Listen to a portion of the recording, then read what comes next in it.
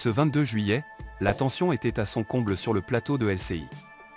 Invitée du jour, Rachida Dati, ministre de la Culture et ancienne garde des Sceaux, aujourd'hui renvoyée devant la justice dans une affaire de corruption présumée impliquant également Carlos Ghosn, ex-patron de Renault Nissan. Le cœur de l'affaire ?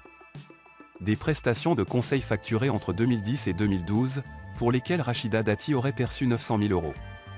Selon les juges d'instruction, ces prestations soulèveraient des soupçons de corruption et de trafic d'influence. Résultat, un procès correctionnel a été ordonné. Sur le plateau de LCI, la ministre s'est défendue bec et ongles, démentant fermement toutes les accusations.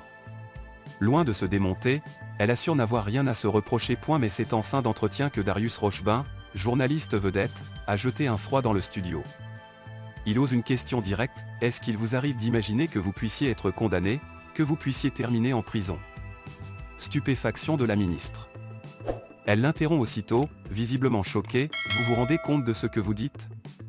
On n'est quand même pas dans un état arbitraire, rassurez-moi.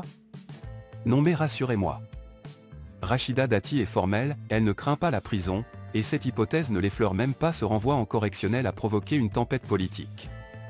Ses adversaires demandent sa démission, notamment Emmanuel Grégoire, PS, qui n'a pas mâché ses mots: Paris mérite un maire, pas un prévenu.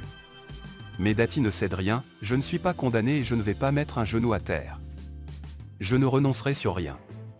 Elle reste déterminée à rester au gouvernement et maintient sa candidature à la mairie de Paris en 2026, malgré le tollé. Dans ses déclarations, l'ex-magistrate dénonce un traitement injuste et s'en prend à certains magistrats. Elle se présente comme la cible de règlements de comptes politiques et judiciaires. Et la réaction de Rachida Dati face à cette question frontale a rapidement fait le tour des réseaux sociaux. Entre soutien inconditionnel et critiques sévères, les internautes sont divisés. Vous, que pensez-vous de cette affaire? Rachida Dati est-elle victime d'un acharnement ou doit-elle se mettre en retrait? Réagissez en commentaire.